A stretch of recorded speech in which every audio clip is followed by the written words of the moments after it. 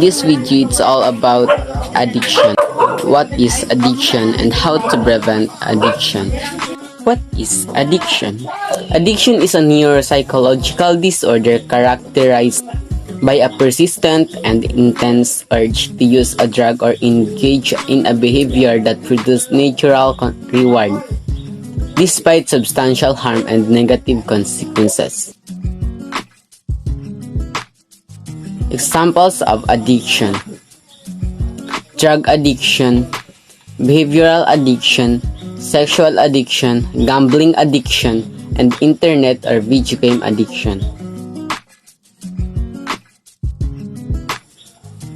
Drug addiction is defined as chronic relapsing disorder characterized by compulsive drug seeking and use despite adverse consequences. Behavioral addiction is he or she is addicted to the behavior or the feeling experienced by acting out the behavior. Sexual addiction refers to excessive sexual thoughts, desires, urges, or behaviors that can't be controlled and cause distress and harm to your relationships, finance, and other aspects of your life. People with a gambling addiction can't control their urge to gamble, even if they are losing a lot of money. Internet gaming disorder is a condition characterized by severely reduced control over gaming habits, resulting in negative consequences in many aspects in our life, including self-care, relationships, school, and work. That can be caused in our brain, self-control, and physical or mental health.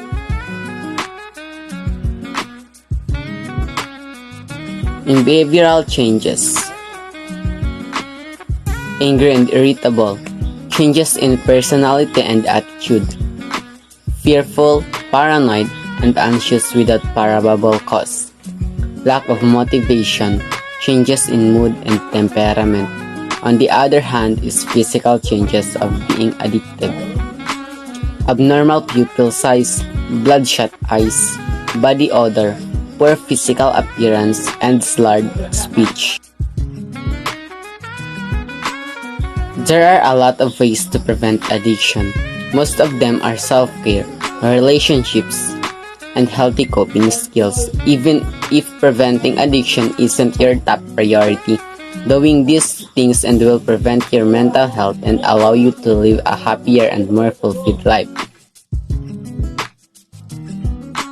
Here are 7 practical addiction prevention tips.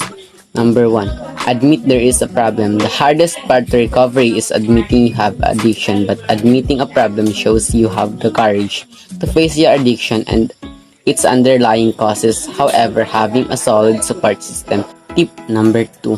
Reflect on your addiction. Take time to reflect on what is important to you. The easiest way to reflect is to keep a daily journal. You can help yourself start a plan to stop addiction. Tip number 3. Identify your triggers. A trigger is something that causes an emotional reaction based on experience. For example, stress and physical illness. Once you identify these triggers, you can manage them by developing healthy coping skills. Tip number 4. Change your environment. Support your recovery by avoiding people, places, and situations that trigger your urge to use. Tip number 5. Exercise. There is no depression buster as effective for me than exercise, says Terence J. Burchard. Not only will you improve your overall health and well-being while working up a sweat, but you'll also feel endorphins being released naturally. Engaging in some form of exercise is often one of the best tips on how to stop addiction. Tip number 6. Accept the past. It is natural to feel guilty or shameful for your addiction in past behavior or on your past action. As you move forward in your recovery, it is important to deal with these emotions by making amends with yourself and others. And after we accept the past, we can provide ourselves with the opportunity to change in the future. Tip number 7. Call for help. Take time to recovery, motivation, and support. It can be challenging, however, the benefit of seeking help and beginning the journey for outweigh the risk and continuous substance use.